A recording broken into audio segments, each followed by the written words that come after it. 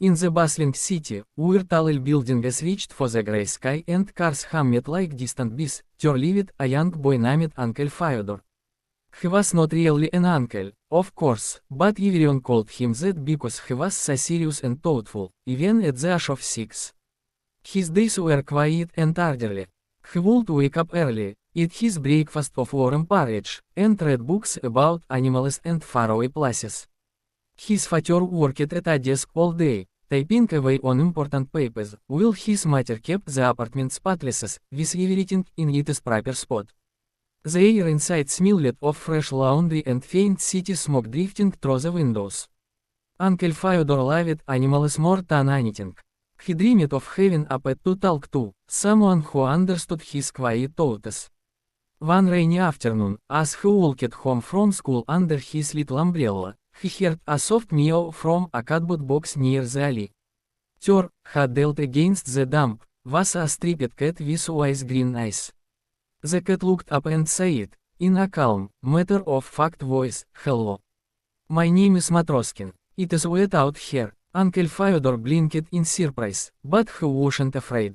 Talking animals felt right in his world of books and dreams. He scooped up Matroskin and carried him home, wrapping him in a towel. "You'll be safe now," Uncle Fyodor whispered. At home, he fed the cat some milk and fish from the fridge. Matroskin purred contentedly, telling stories of his life on the streets, how he could sew and cook and manage a household better than anyone. But when Mater came home, her face tightened like a closed door. "No animals in this house," she said firmly. "They make messes and bring dirt. Take him back outside, Fyodor." Father nodded from his chair, buried in his newspaper.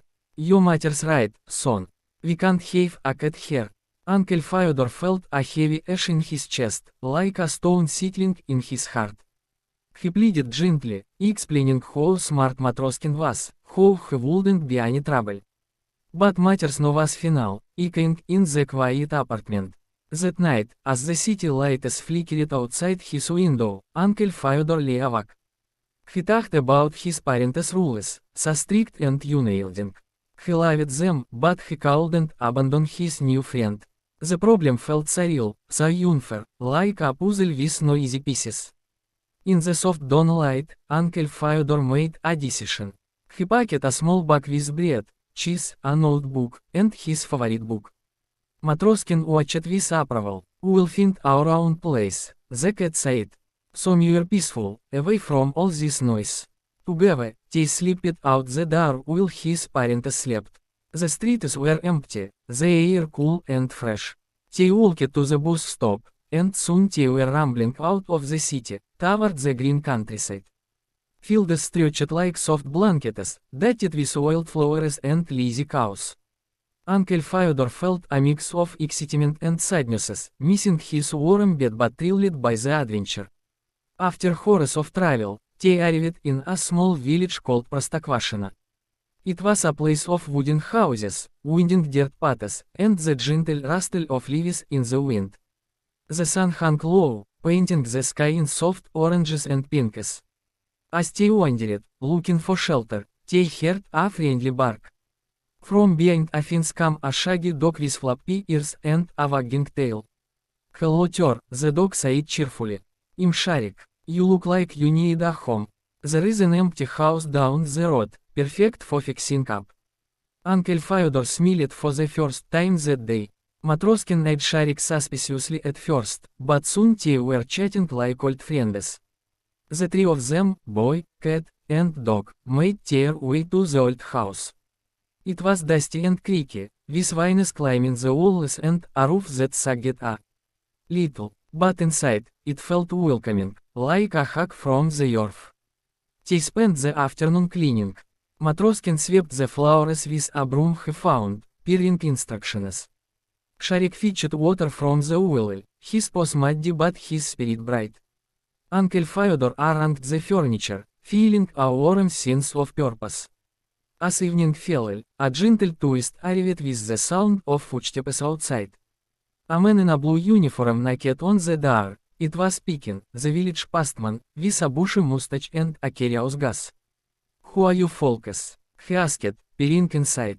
This house has been empty for years. Uncle Fyodor explained their story, and Pekin scratched his head. Instead of chasing them away, he offered advice. You'll need supplies. I can bring letters and parcels. But mint you, no funny business. He even shared a loaf of bread from his bag, his gruff voice hiding a kind heart. That night, as stars twinkled above the quiet village, the three friends sat by the fireplace. The flames danced softly, warming their faces. Uncle Fyodor wrote a letter to his parents, dear mom and dad, I'm Safi in Prostokvashino with Matroskin and Sharik. We're happy here, please don't worry, I love you. He sealed it and gave it to Pekin the next morning. Back in the city, days later, the letter arrived. Mother opened it with trembling hands, tears in her eyes. Father hugged her. Our boy is growing up, he said softly. They felt a mix of pride and longing, knowing he was okay. In Prostokvashino, life bloomed like spring flowers. Uncle Fyodor, Matroskin, and Sharik tended a garden, shared stories under the moon, and built a home filled with laughter. The boy learned that family could be found in unexpected places, and his heart felt full, grounded in the simple joys of friendship and freedom. The village whispered goodnight, and all was well. Word count 842.